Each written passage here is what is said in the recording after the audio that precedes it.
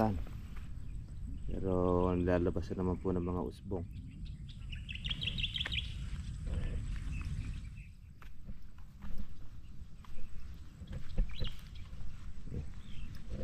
Nangulot ang dahon dahil doon sa ulanan.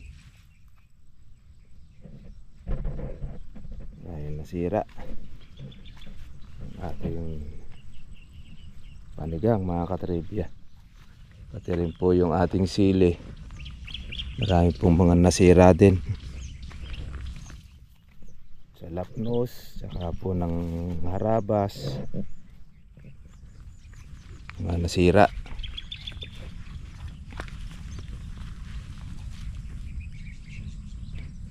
Saan naman ay bumawi. Ayan, sira ng lapnos po yan eh. Dahil po mga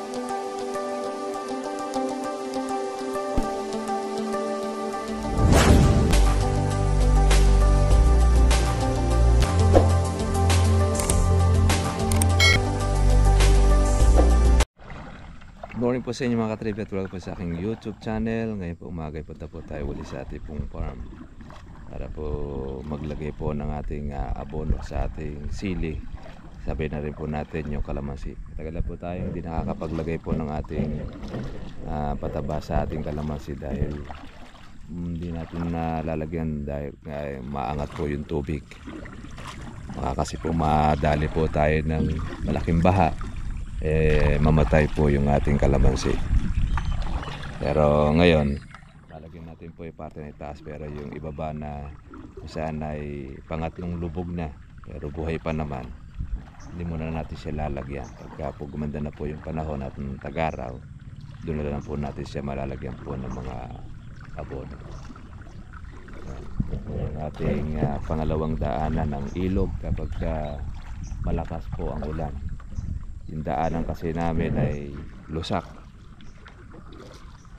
Yung tanging traktora po pwedeng tumaan, tsaka kariton. Si Kuya Boy yata doon na nagsawa nakakukuhan eh. Kasusuro eh. Baka lumalim pagka nasusuro palagi. Nalulunak na lang tuloy pagka lumog yung lupa at mababasa. Oh, yun niya. Nalulunak siya. Dadaanan ng kariton. Lakas manira yung kariton, saka yung hot truck. Tsaka yung kawan, yung harvester. Dinadaan ng harvester. Yung tractor binabawal. Binabawal ang tractor. Lakas makalusak nga kasi yun eh. Dahil yung gulong kasi no. Nakukulkul yung lupa, putik eh. Hindi naman lumaki tubig, parehas lang. Mapag-uukulan na kinakulan niya. Halos 1,000 hektarya yung sakop nung itong kuha na ito, sa Hulyan. Itong lugar na ito, isang Hulyan na yan eh. Hanggang bagong sikat yan. Malaki ang i-asenso ng kabya. Kaya kung maayos ang daan dyan eh, isang malaking income ng kabyaw yan. Dahil malaki ang sakop.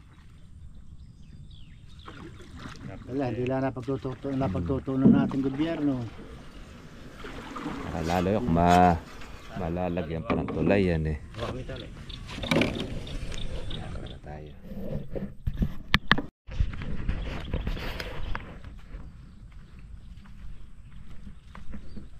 Ito po yung ating kalamansi. Marami rin yung ibang may dulo na yun ng talagang ibang mga natuluyan. Dito meron ilang mga hulipin pero mga buhay. Kaya kalabangan niya. At least ayun, ang ganda ng bulas itong isa nito.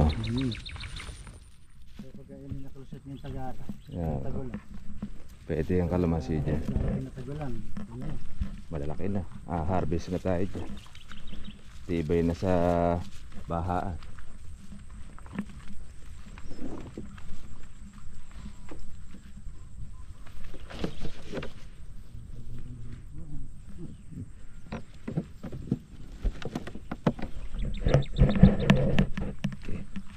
Yung ating kalamansi. Ito yung kalahating na herbicide. Ito hindi pa. Pero ganda na rin ng bulas yan. Ito naman alehoy.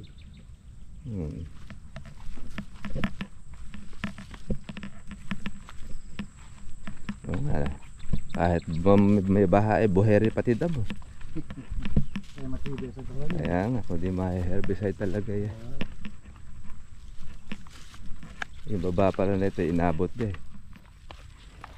Ayan. Palagay ko galing sa kondito yung harabas eh. Sa mais eh.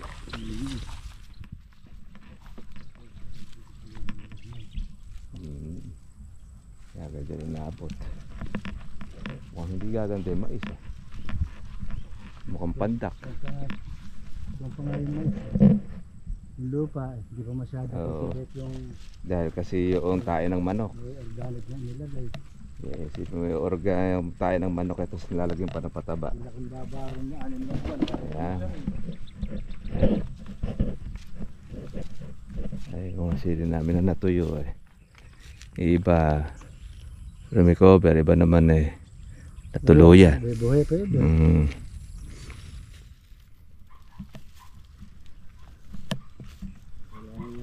Punin ka ba sa buhay mo? At saka kawad yung matanggal na yung mga may sira.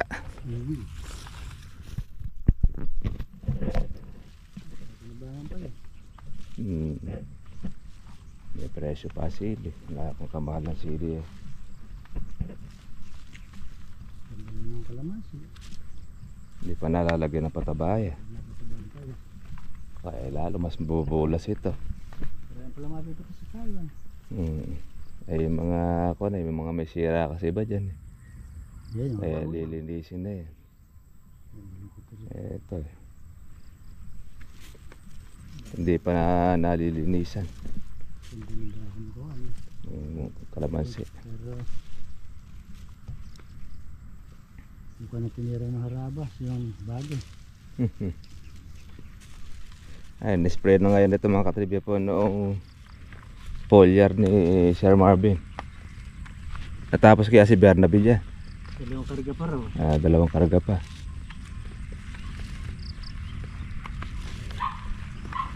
Yung sili natin mga katribya. Ito. Natira din harabas ito. Oo, yan oh. Naharabas nga ito, naubos oh. Kaya kung hindi na-spray eh. Sana pa na yung sili. Oo. Ay nahinog na lahat. Ay nahinog na rin siguro sa may sira. Ito eh, may hinog na rin. Oo, yung buo pa. Ayan, yan. May mga buo. Yung natira nung nakaraan. Marami. Oo, marami pa pang mapipitas. Kaya sa susunod lang nito eh, aatras na bunga nito eh. Dahil wala pang mga sunong na bulaklak.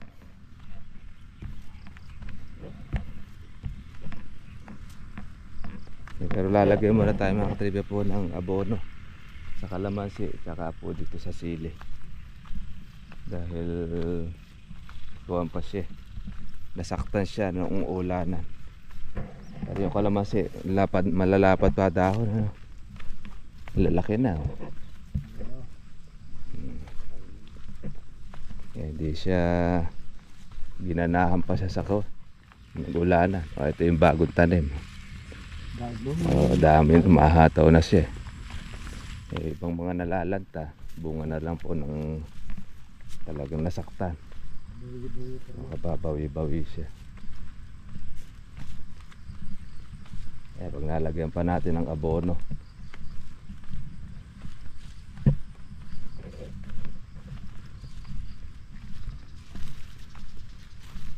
bumayardi pa yung kalamansi Tara tayo sa kubo. Hindi ka pwede sumama rito yun. Hindi kaya na naman yun. Wala daw ba si nanay doon? Saka ka lang tataga? Ayan ko. Tinatawag ako eh. Hindi baka siguro wala pa. May asong lang dito. Tauhan niyo ito. Ito. Ayan. Mati pong siling bata sa mamatay at mabuhay. Sili pa rin. Bugbog na rin po sa bagyo, sa ulan. Pero nakaka-recover na rin po yung ating sili. Ito, yung ating po mga bata. Nakaraang tinanim natin mga bunga na. Yung ating pong panigang.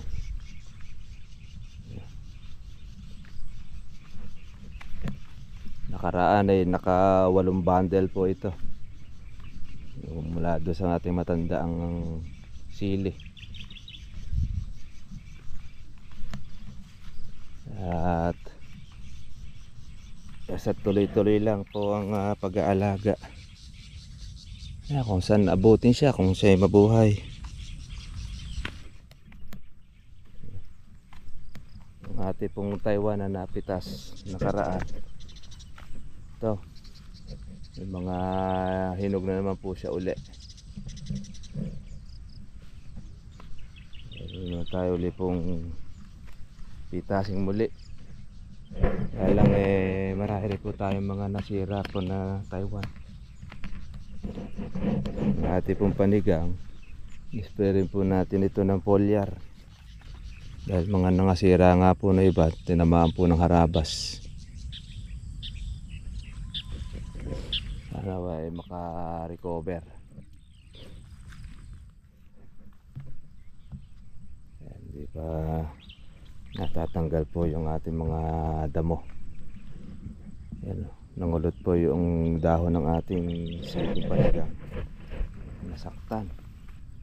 Pero lalabas na naman po ng mga usbong.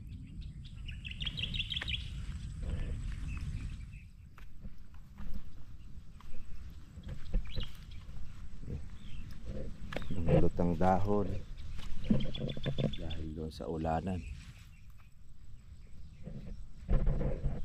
Ayun, nasira ang ating panigang mga katribya. Pati rin po yung ating sili, marami pong mga nasira din sa lapnos, saka po ng harabas, mga nasira.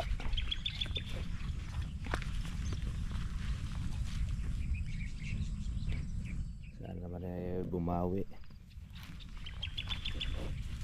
Ayan, sira ng lapnos po yan dahil po mga lapnos na nabulok pagkaulanan talagang naubos po niya ang bunga mga katribya. Kaya susunod natin pitas dito ay hindi na kagaya ng dati.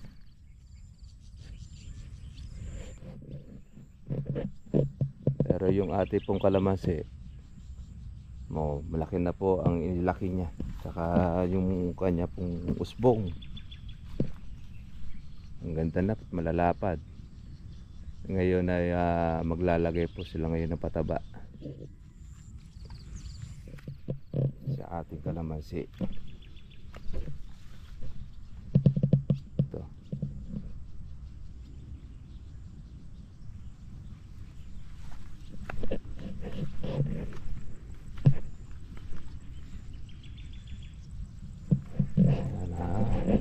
Dami nating nasirang sili ng ulanan, mga nalapnos.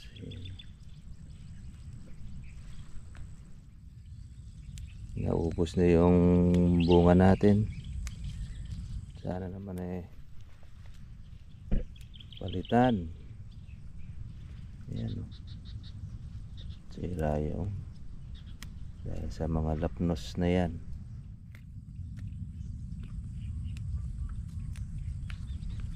Pag di natin kasi ito inalis, lalo pong maapektuhan ng ating sili. Gugulang tapos mamatay. Kaya tinatanggal natin ang bunga. Dapat talaga rito itatapon nyo itong mga fungus na ito. Yan ang kalaban po ng kalamansi. Acid rain. Ay, kalamansi ng ating sili. Yan o. Walang natira. Yan o, yung mga sira niya. Ito. Daming bunga. Hindi nasira ito. Maganda-ganda sana ang ating mahaharvest sa sili, mga katribya. Kaya lang lungkot na balita dahil mga nasira siya. Nalapnos. Yung mga natira naman pong mga buo. Kaya lang mas marami po yung may sira.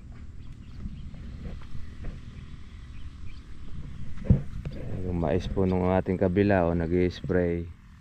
Dami pong mga timpapalis na lumilipad. Sabihin, umaangat po yung mga insekto. Ayan dahil sila ngayon makakain.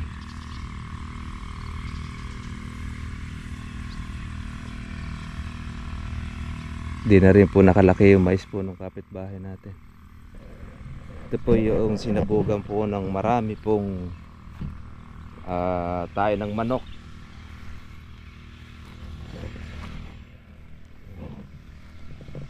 Mapipitas pa naman tayo sa ating pong Taiwan. Pero konti na lang po yung ating hinog dahil nasira na. Gaya nito lapnos na po lahat papanibago ulit pong supang ang ating pong sili.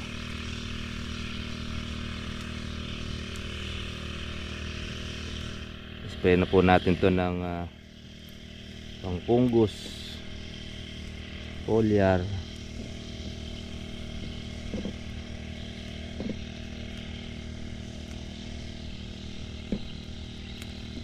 Marami po tayong ang mga magsisili ay mga nalugi dahil hindi nga siya nabaha. Ito naman ang naging dulot, yung mga lutong bunga, yung anthracnose dahil doon sa ulanan.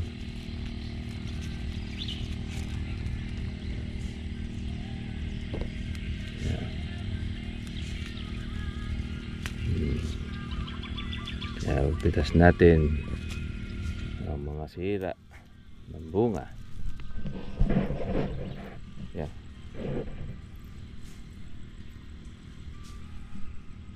Ano yun? Kalamansi mo nang lalagyan nyo muna.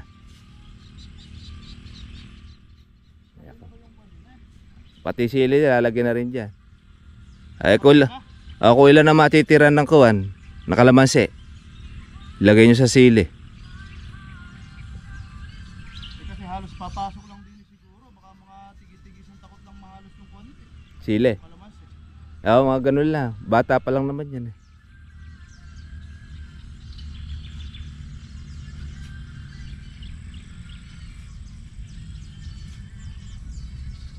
Yeah. Sa gabi na ito, maraming nasira. Dahil pong nalapnos na bunga. Sayang. Ganon ang pagpa-farming, may nasisira, may buo. Importante buhay po ang puno. Tuloy-tuloy. So, ika nga habang may buhay, may pag-asa.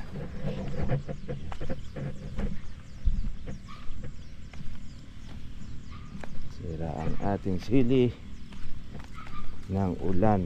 Buti na lang po yung ating ulan na hindi sumentro sa atin. Marami na po tayong hinog, kaya lang marami lang po yung sira. Susunod na ating pitasin magpapabunga tayo uli ng ating pong sili. Tapos lilinisin muna natin ng lapnos. Tapos yung ating damuhin. Yan. Nakalaman natin na madamuhan.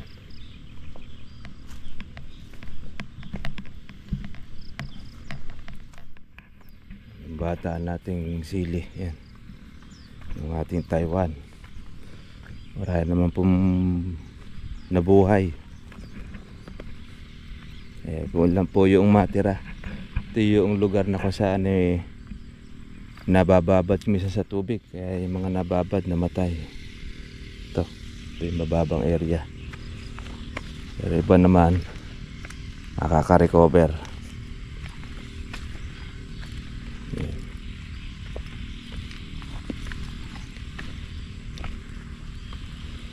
Yung kalamansi natin, ang ganda ng labong. Ayan.